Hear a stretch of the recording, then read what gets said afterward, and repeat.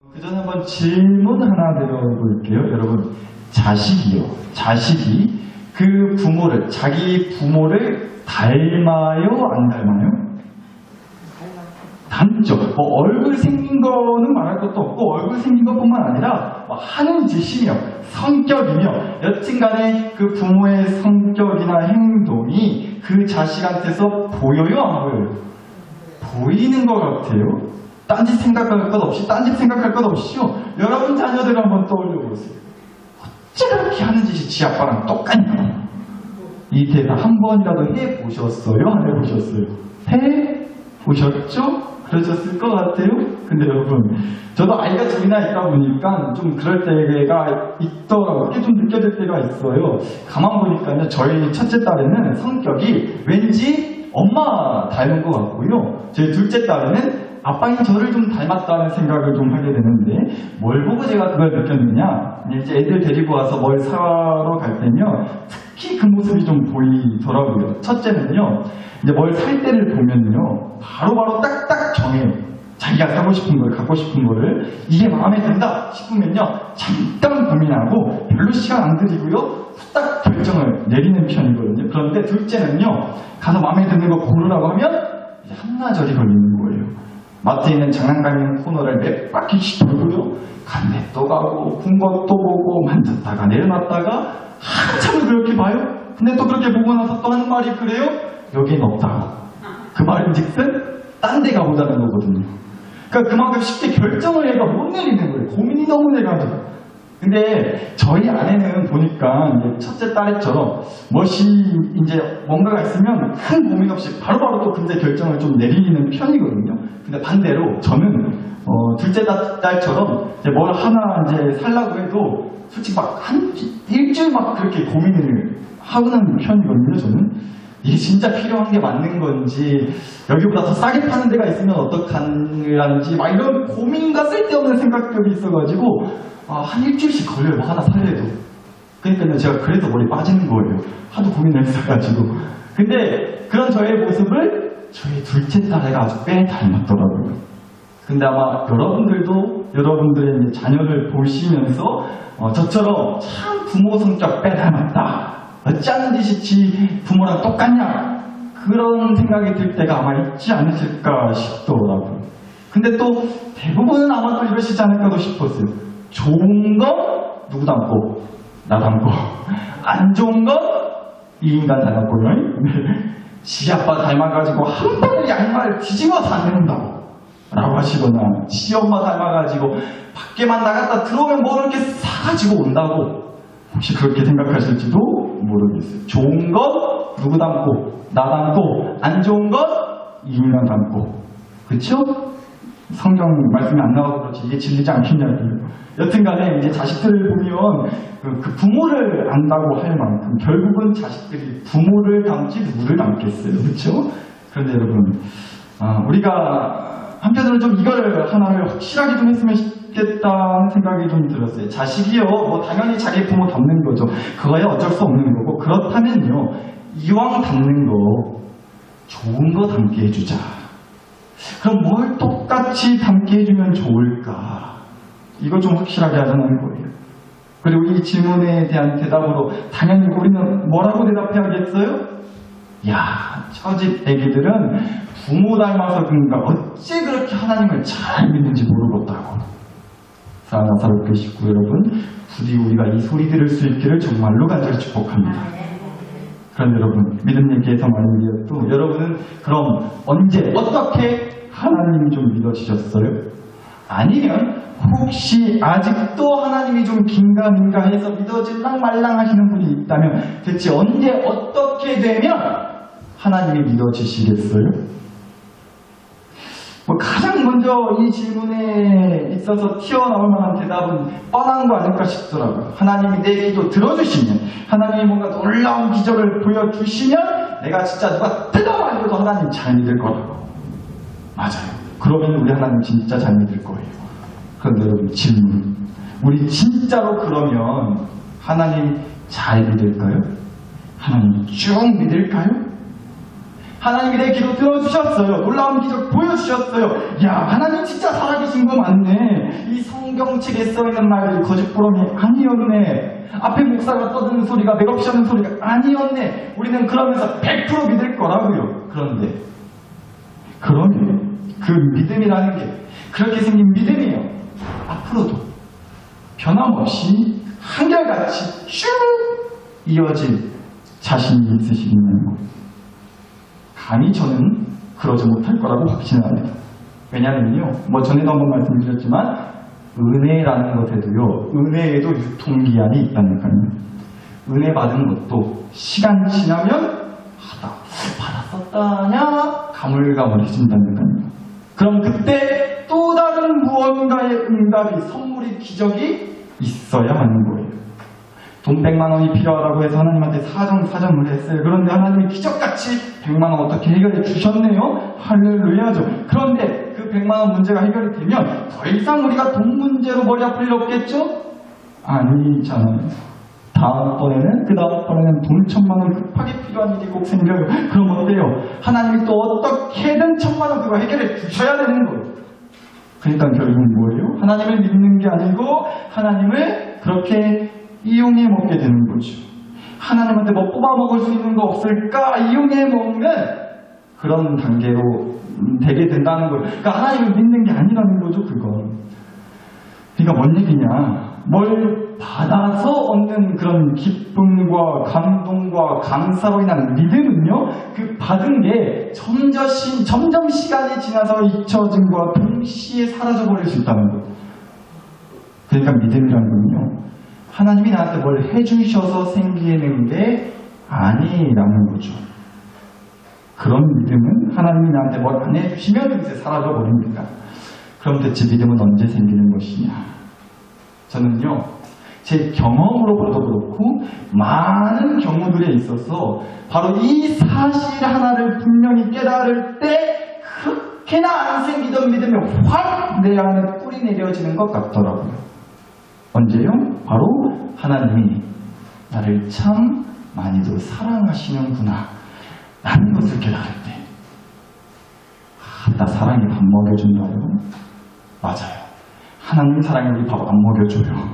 정확히 말해서 이런 거예요. 하나님이 우리를 사랑하신다 할 때는요, 우리 밥 먹여주려고 사랑하시는 게 아니라는 거죠. 밥 먹여주지 않는다니까요, 하나님 사랑이. 그러니까 다시 말하면 하나님이 우리를 사랑하니까 그래서 뭘 주겠다는 게 아니라, 밥 먹게 해주겠다가 아니라 하나님이 우리에게 바로 그 사랑을 주신다는 그런 얘기라는 거예요. 사랑해서 뭘 주시는 게 아니라 사랑을 주신다. 그런데 여러분, 바로 그 사랑이라는 게 다름 아닌 하나님의 사랑이라는 게 사람을 바꾼다는 겁니다. 그 사랑이 사람을 바꿔요. 무슨 어떤 선물, 대단한 응답, 기적이 사람을 바꾸는 게 아니고 사랑이 사람을 바꾼다고요. 그래서 하나님이 우리한테 사랑을 주시는 거예요.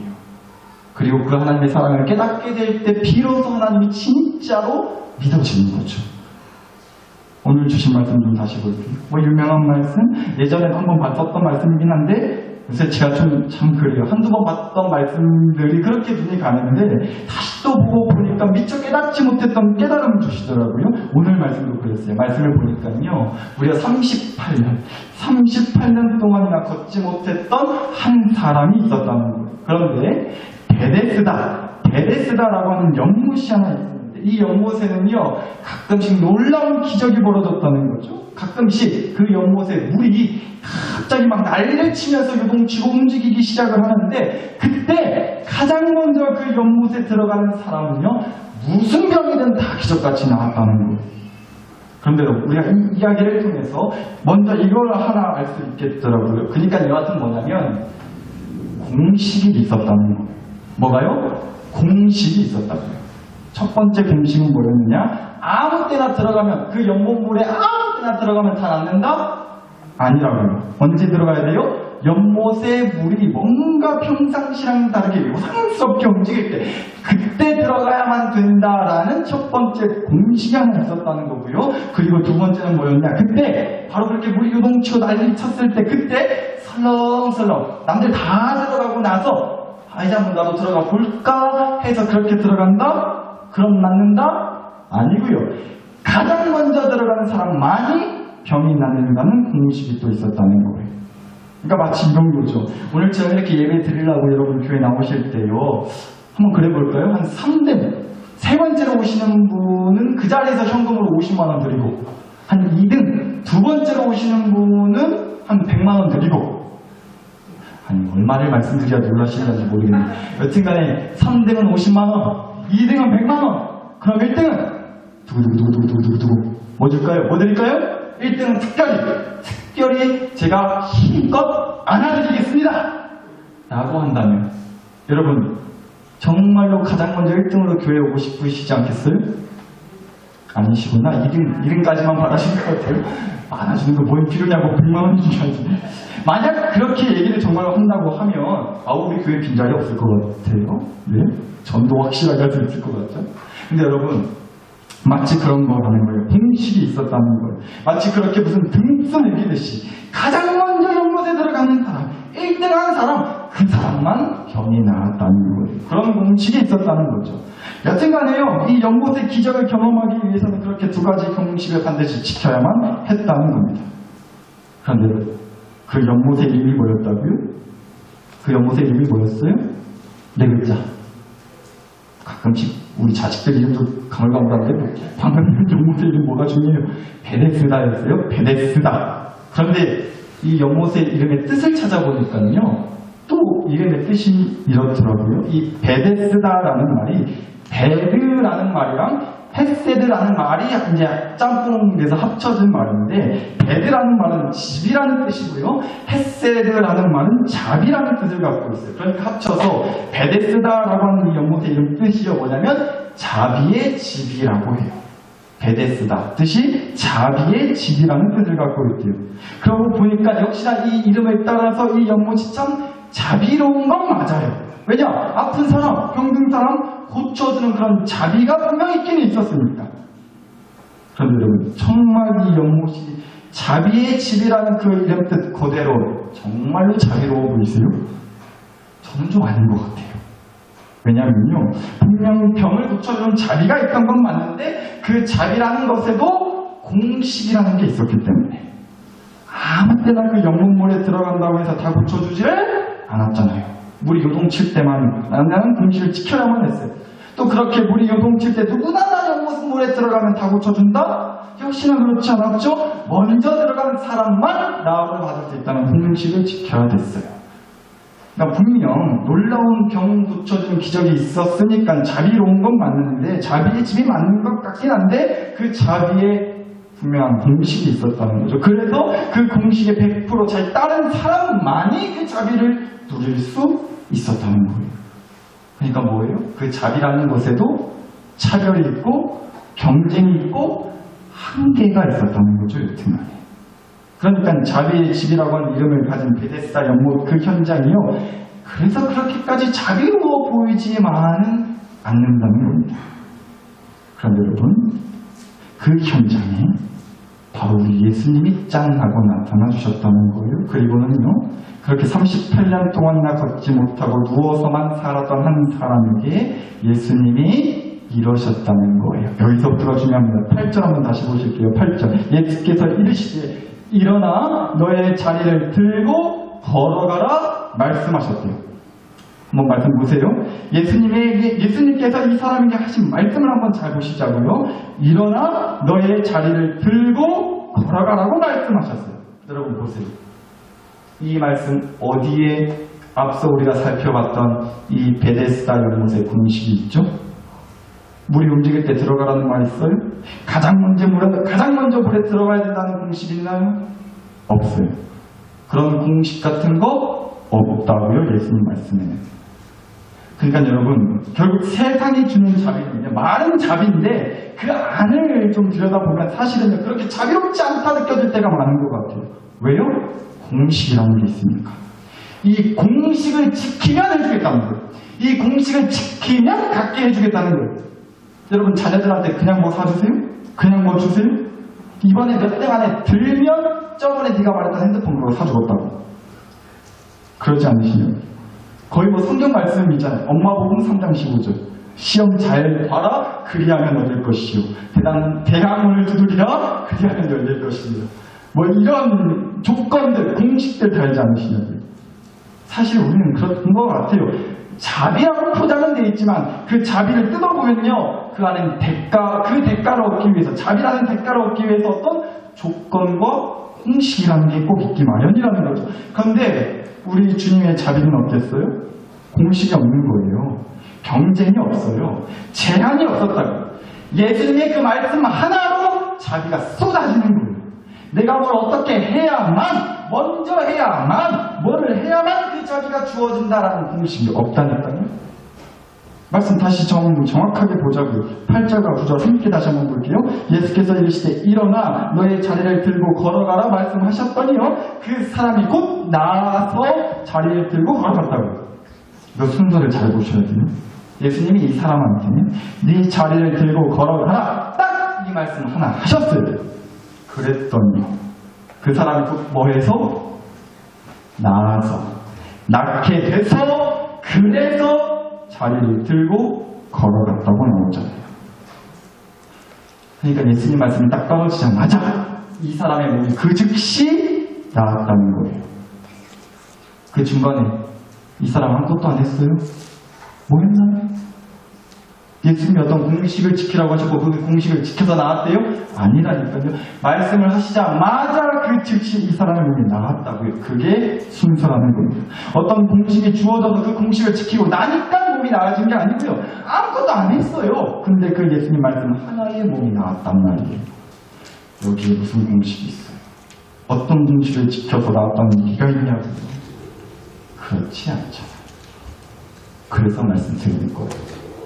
사랑하는 나사렛교회 식구 여러분, 오늘 우리가요, 성경의 이 이야기를 통해서 예수님이 38년 동안이나 걷지 못했던 사람도 걷게 하셨다는 이 놀라운 기적, 이거에만 마음 뺏기지 말고, 왜 나한테는, 왜 우리 집에는 그런 기적을 안 주시나, 또 그렇게 빠지지 말고요, 오늘 우리에게 다시 보시게 하신 이 성경의 이야기를 통해서 우리가 좀 이걸 봤으면 좋겠어요.